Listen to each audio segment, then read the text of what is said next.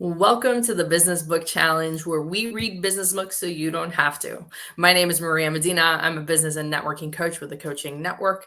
And today we're going to be looking at Good to Great by Jim Collins. For this book, Jim and his team conducted extensive research on over 1,400 companies and identified 11 of them that made that leap from good to great and sustained success for at least 15 years.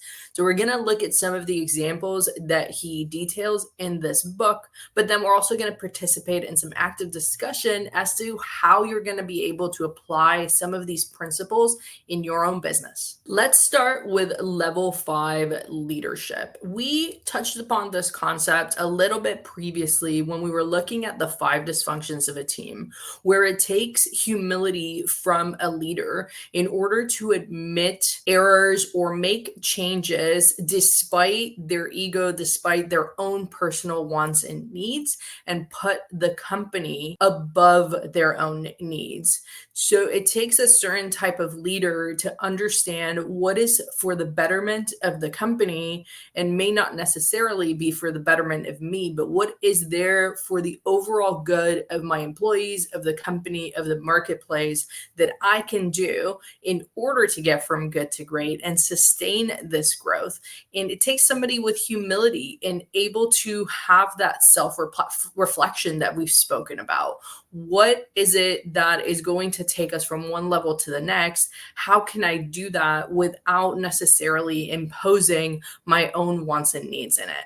Example in this book was of the company Kimberly-Clark, where they decided, or their leader decided, to make the bold decision of selling paper mills so that they could then focus on consumer goods that allowed them to outperform their competitors that were in similar industries. That's like a pivot that made them change. Hey, this is what we know. This is who we are. This is everything that we've ever done. But how can we change it slightly so that we can differentiate ourselves from our competitors, but also what is the market asking for? What are people out there asking for that we can maybe shift our machinery, shift our production in order to satisfy those consumer needs? We saw this a lot during COVID, where a lot of companies were using different machines that were tasked with making certain products before COVID, and they were then using them to make products that were needed during COVID. I personally had this experience whereby a lot of hand sanitizer bottles did not have sufficient lids. You could get the bottle, but you couldn't get the actual lid.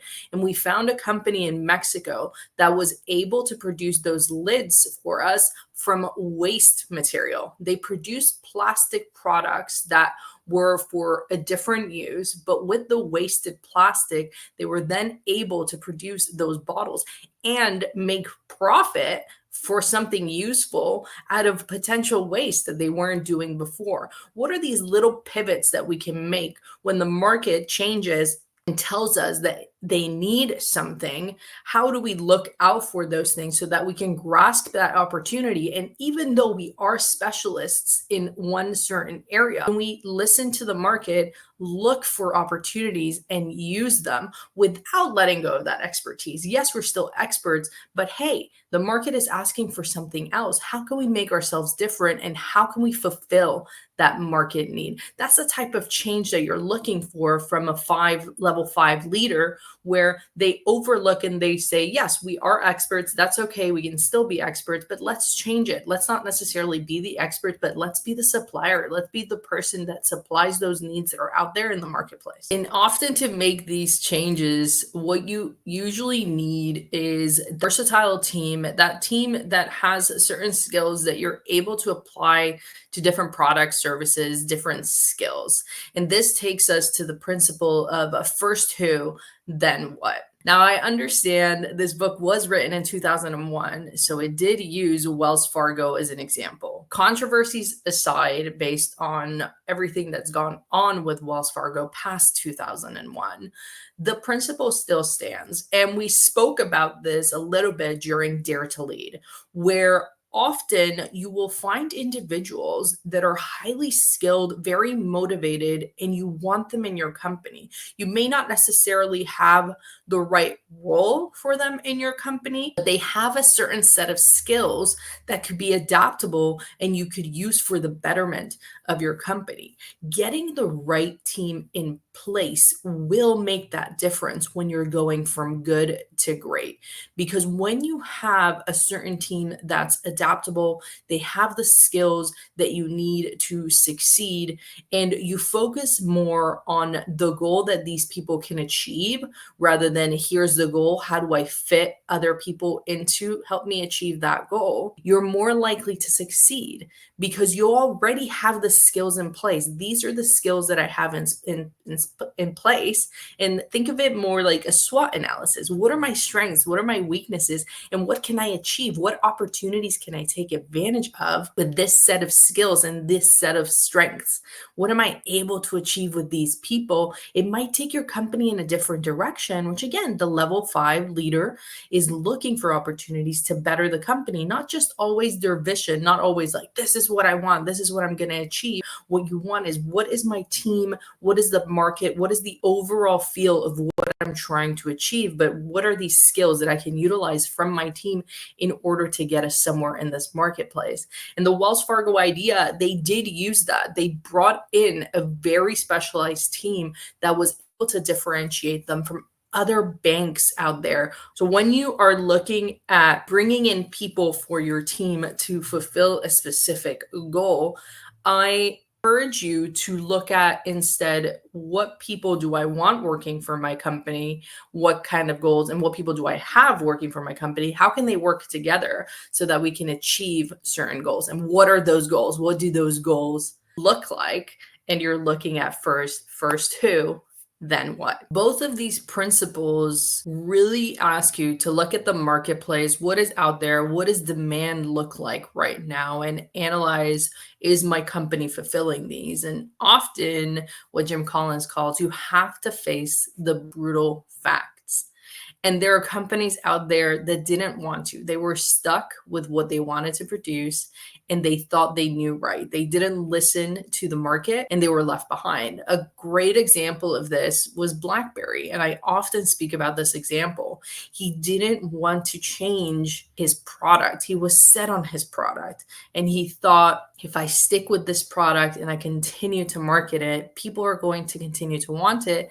But he ignored what the marketplace was saying. He thought his product was unique enough with the keyboard on a cell phone that people would stay loyal and continue to use it without innovation. And he stuck too hard to it. The example in this book was actually Kroger, the supermarket chain, where they realized that a lot of their stores were outdated and people weren't shopping because they weren't user friendly per se. People did not feel that comfortable going through those stores and buying their products. So what they decided to do was face the brutal facts and close outdated stores in order to redesign them in a way that the market needed them to be, that people were more appealed to. So sometimes this requires listening to the market. Other times this requires going out to the market and researching.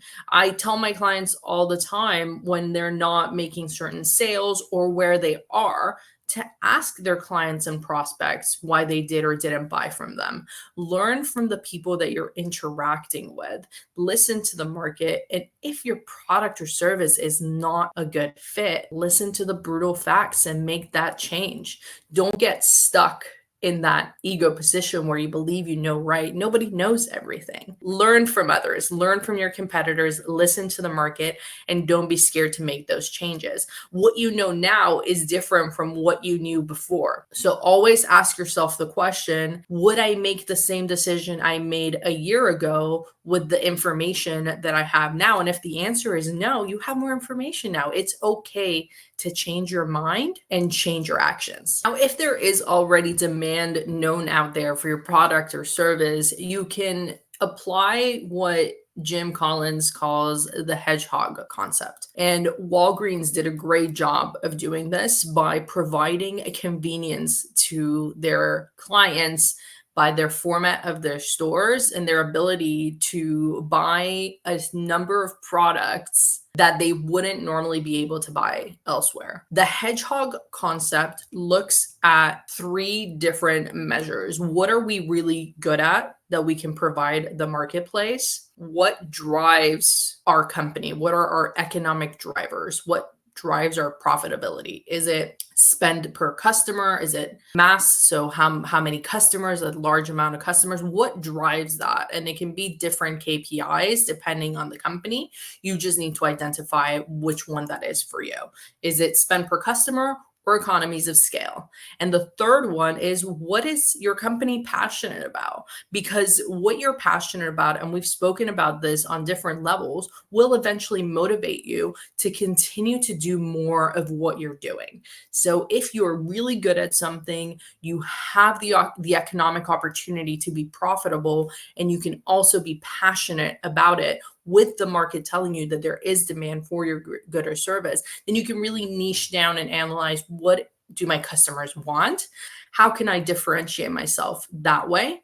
And then looking at, how do I get the most out of these customers that are coming in? Is it by bringing more of them or by making them spend more per customer? And what really motivates me in order to do this, it's providing that convenience and that well-being for the clients that are visiting. Another principle that Collins talks about is that culture of discipline. And we've talked about this previously, just touched upon it with other books, whereby often ownership of certain outcomes within a company will bring that motivation and that discipline within your employees. The example given here was of a steel manufacturing company whereby they gave their employees ownership of the company, and overall they would benefit from the company doing better and being more efficient. So what that allowed them to do is have the employees innovate the company to make it more profitable so that they could be better off. A culture of discipline comes from a little bit of ownership in the overall result of what your company is producing, the service that they're given. If a person feels like they will benefit from the company doing better overall, whether it's financial, whether it's being able to take time off, whether it's flexibility like working from home, whatever benefits they're able to get from it, from what they are producing, from what they are doing for the company, is going to allow for that discipline because they are directly impacted by what is happening with the company. When people lose that connection between what they're doing and the performance of the company overall, that is where the motivation is lost and the discipline gets lost. Because if you feel like you can't have an impact, you're less likely to be efficient. You're less likely to suggest changes. You're less likely to innovate. So the culture of discipline not only provides for those efficiencies, but it also allows for innovation, and people want to make the company better because it's for the betterment of themselves. And this brings us directly to the technology accelerator concept brought in by the book, whereby companies not always benefit from added technology, but if they add the right technology and innovation, then they will be able to move from good to great. And the example used here was Fannie Mae, where they revolutionized the mortgage industry, and they looked at what their core offering was and how they were able to automate some of those processes to make it simpler for people to get a mortgage. So when you apply technology and innovation, you have to think whether it's going to be for the betterment and efficiencies within your company. Also, how is this going to be for my consumer? You want to make it more convenient and easier for your consumer to interact with you. And same internally, you want to make it more convenient and easy for departments and outside vendors to communicate with you so that your processes aren't affected by this added innovation. Often I will speak with clients and I will ask them why they decided to put certain systems in place. And sometimes it's just for the betterment of one department, but to the detriment of other departments. You have to look at your company as a whole, including your internal people and your clients outside of the company, as well as vendors and suppliers. It needs to be a seamless introduction of technology so that it helps your company overall. All these concepts stem from listening to the marketplace as well as listening to internal processes and systems. And some of the examples used here can then be summarized by the flywheel and the doom loop, as Collins calls them. The flywheel is where you understand where you are, where you want to be. And no matter how small the action, every action that you're taking is going to be to help you achieve that overall goal, which I always tell my clients it's very important to have a clear goal and a clear why so that you don't deter. Yes, you make changes and you adjust accordingly, but you know where you want to get to and you know that that is achievable rather than going into the doom loop whereby you are just listening to the outside market and you are reacting. What does my customer want now? Oh, does my customer want that? Oh, I'll go do that. It's listening to your overall goal and not dealing with, don't be reactive, be proactive. I know what I'm doing. I know why I'm doing it. I'm going to continue slowly making improvements to get me there rather than shifting my focus every time an external factor builds in. The shift from being a good company to a great company comes from that self reflection. What am I doing now? Where do I want to be? What changes do I have to make along the way? And who am I listening to? Am I listening to what my competitors are doing and just following trends? Am I looking for what my customers are wanting and then diversifying too much? What is it that my core company wants to do? How are we going to achieve it with the people that we have in here? And how do we listen enough to the marketplace to make those changes, make those shifts, but keep our overall goal there? What is our overall goal? Why do we want to get there? What steps do we think that we need to take in order to get there? And have that constant analysis from outside and internally. What am I doing? What's working? What's not working? What's the market saying? Listening, making those shifts, not being scared to make changes, even if they contradict what you first thought. Because again, what you know now is not what you knew before. You know more now because you're learning from every action that you're taking. Now that we've established a few of the skills that it takes for you to get from good to great, I wanted to go ahead and bring on my next guest. This is Craig Cooke with C Squared Professional Consulting. Craig, if you could please introduce yourself. Thank you so much. Yes, my name's Craig Cooke. Happy to be here. Happy to share with your audience. And quick background on me, I started a digital first company way back in the 20th century in 1996, doing digital transformation work. Long before those buzzwords ever existed, that's what I like to say. And really geared towards marketing independent music, actually, at the time. It was an idea ahead of its time because the technology wasn't really there. The population on the internet wasn't there. But anyways, we adapted and changed directions multiple times. Really built the company from scratch, started it with $1,300 in a computer, and through just a long time of struggle and adaptation, grew it and sold it in 2019 to a world-class creative agency. That was the peak of our success. I was on the Inc. 5000 list 5 years in a row, best places to work 4 years in a row, and a multitude of other achievements. And I left 2 years ago, 2022. I stayed on after I sold the company for 3 years as CEO in my existing role, and then determined it was time to start a new chapter. So I do consulting work. That's under C Squared Professional Consulting, and I actually wrote a book as well, Business Kung Fu, and I'm busy promoting that and starting to speak on the content of that. And I do a whole bunch of different things, but that's the quick background. Awesome. Thank you so much for sharing. And I love that you said the 20th century. I was like, wait, what? I know, right? I love the power of technology because that's how we connected. We connected over Facebook on that group. And from your story, what I'm seeing is that potentially if the book was written now, your company could have been in good to great, right? You could have been one of those stories. So let's dig right into it because I know our listeners want to learn how to put stuff into action.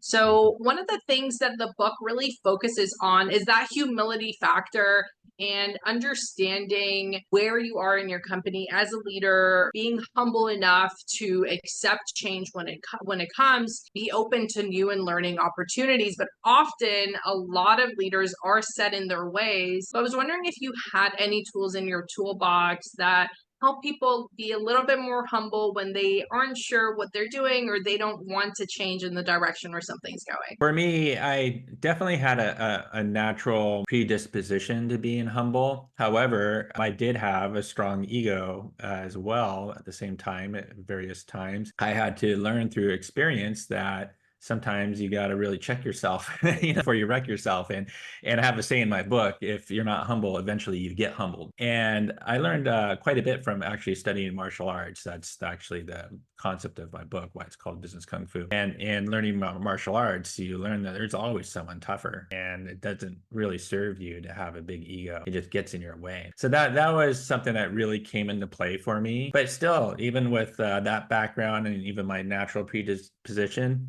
towards humility, there are times when any one of us could just kind of ahead of ourselves, let's say. And sometimes it takes experience to get checked. But also, another thing that is really helpful is just personal development, self-transformation work. And that can come in a multitude of ways. It's whether it's reading various books like Good to Great, where you can learn from others and examples, or more self-help books, getting the proper mindset. But then also there's a lot of practices. I'm a big proponent of Qigong. I've been a Qigong practitioner for 10 years. I actually just earned a doctorate degree, Chinese energy medicine. And that work has been tremendous for me in self-transformation, which really helps facilitate keeping a centered approach and humble disposition. I like that you mentioned all the different aspects that you're able to apply in order to improve yourself and help yourself get better. And we actually talk about that the other books that we've been reviewing. And it actually brought into my mind the story of BlackBerry and when he was trying to launch his product and he was set on what the product was meant to be. And I'm guessing he just lacked a little bit of that humility because he thought that that's what it was. That's the right thing to do. That's the direction we're taking. We're not listening to the market about this touch screen nonsense. And then by the time he jumped on that bandwagon, it was way too late. And I have not seen a person with a BlackBerry in about a decade at least. So, how would you go about working with leaders that are struggling with that change? And how can you make them listen to what the market is telling them, but also what should they be listening to in the market that's telling them besides the internal factors and potentially the competition? Yeah, I think, and you're referring to the section in the book that talks about brutal facts, right? And paying attention to those brutal facts, because otherwise you end up like that BlackBerry story, right? Now they're doing something completely different outside of that. They've kind of reinvented themselves, interestingly enough. But there's a number of things. There's with the products and services that you offer, it's really keeping a pulse on the market. Now, with the BlackBerry example, it was technological change and innovation, which is really rapid. And with my company, it was the same thing. We used to develop way back in the day, I'm definitely dating myself again, but we used to produce a lot of CD-ROMs back in the day when CD-ROMs were actually cool, and these beautiful desktop applications. And we used a very specific software program to do that called Director. But over time, the company that owned Director, Macromedia, but then it got sold to Adobe, if I remember right. They really weren't developing it and kind of saw the writing on the wall, like, wow, if we continue down this path, it's going to get obsolete and it's going to be really poor outcomes. So we had to change and retool, re-engineer. It took a lot of investment to do that, but we had to do that. And even when we did that, we continued for another several years offering that service. But then when the iPhone came out, it was like, wow, look at that. That's going to make this obsolete and irrelevant. All right, we need to change. Let's not put so many resources toward this. So there's what's happening in the marketplace that is related to your direct products and service offerings that you have to pay attention to.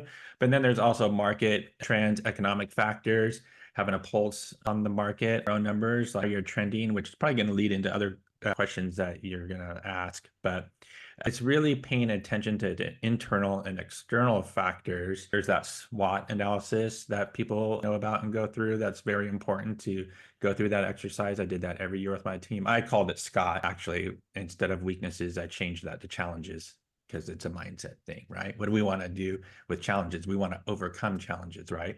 So it's a Scott analysis that we would do every year. And that's helpful in order to ascertain where you're at and how you need to adapt and evolve. I like that. And we actually recently spoke about that in one of the other books with mindset about the importance of words. And one of my guests spoke about how they don't call things a mistake, they call it a lesson. And that can change the wording that you use. So I like that, Scott. I'm going to start using that from now on with my Yeah, clients. And as cool. you're talking about that and doing that evaluation and listening to the good old facts, listening to that requires a lot of commitment and consistency, which the book speaks about. So how do you ensure that you're continuing to pay attention to those facts, that you're analyzing the data, collecting the data? Because a lot of the time, that's where a lot of the companies fail. They're not collecting the data that they need to be collecting. Do you have any tools that you can share with people to help them get those facts? Need to take a disciplined approach as to what you're gathering and your resources and so forth. So one, I think it's paramount is knowing your numbers. You have to know your numbers. And with that, in my opinion, it requires at least at a minimum a weekly analysis of your financials. I would sit down with my business partner and we'd go through accounts receivable, payables, our profit and loss statement, sales. There's all these different numbers that come into play. And then you have your weekly meeting, but then there's also the monthly analysis, the quarterly analysis that you got to spend a little more time on. Sales meeting, really looking at the pipeline and opportunities and the percentages and trends and data. So that's one big thing is knowing your numbers and making sure that you have the right tools that are outputting the proper reports that you needed to, that compiles data properly. So it allows you to perform an analysis of that data. One thing that I also look at, which is taken straight out of the book, Good to Great, is from that Hedgehog concept, is that what drives our economic engine. And for us, define that as profit per hour and profit per employee, because most of the money we made was based on selling time, but we had other aspects of products and services that helped complement that. And at the end of the day, it was really all about that. How much money are we making hourly basis profit I'm talking about, and then on a per employee basis. And our controller would always provide that number for us on a monthly basis and always had it compiled monthly, quarterly, and annually to see how that trend was going and how we can adjust. And I think that also brings us to the point when you're saying you're analyzing how much you're making per employee, who is in your team and what are they good at. So what would you recommend that people do in order to be able to identify what their team members are best at so that they can apply it to their hedgehog complex or concept, or so that they can apply it to their overall goal? Yeah, and that's a great question. So it really starts at the beginning of hiring people. And one, another concept that's in there, right? The right people on the bus, however he phrases it, but essentially it's that, the right people on the bus. So it starts with hiring and the interviewing process. How well are you screening your candidates to really fit into your culture, your brand culture, your organizational culture? For example, one thing that I would ask every candidate, are you a positive person? You'd be surprised how, people would usually answer pretty honestly. And a lot of people say, no, not really. And so I was like, that's an automatic no, because having a positive mindset was defined in our brand culture document. It's one of our values. And then from there, when you're working with your employees and they're in their role, mentoring them, guiding them, but then you might determine, wow, they're really more suited for this other position because of their mind, how it works. They might be very logical minded, or maybe they're more on the creative side, just depending upon the type of business and so forth. We moved people from departments at times just based on their mind work. Another good thing too that was a nice tool was the book Strengths Finder, throwing another book into the mix. But that was good because it really helped you understand what makes people tick and are they highly competitive. Well, that's great for getting them involved in sales, because sales is a very competitive process, right? Or are they more process oriented, really great for project management? Like that you talk about the hiring process as a whole, because that is crucial when you're hiring people for your company, of course, that they match your values, but it's also understanding that once they're in and you see them perform, you have to make sure that you're paying attention to what they're doing, how they're performing, and where they're performing best, and not being afraid to have that conversation of, hey, this is where I see where your strength is, and this is where we need you to be in our company in order to help us succeed. It's not a criticism of we hired Yeah. you for this, and is no, we're seeing a better fit as we're seeing you perform, which is often a tough conversation to have. Thank you so much, Craig, for being a guest today. Please let our guests, our viewers know the best way to get in touch with you. Sure. Two ways. One is on LinkedIn. So I'm on LinkedIn as Craig Cooke with the E at the end, Cook. So super easy to find me. And then on my website, which is c-squaredpro.io. So that's the letter C and then squaredpro.io. And just fill out the contact form. I monitor it daily. So it's those are the two best ways to get in touch with me. And my book, Business Kung Fu, that I talked about, that's available on Amazon.com. You can also download the first chapter of the book for free on my website as well. Amazing. Thank you again so much. And you guys have just learned about Good to Great, but now you have 2 more books that Craig has recommended. So make sure that you go check those out and help yourself in your professional development. We've been talking about continuous improvement, and what you do is ultimately going to help you not only improve yourself, but improve the value that you provide to your clients. Join us again next week as we tackle another book. Thank you.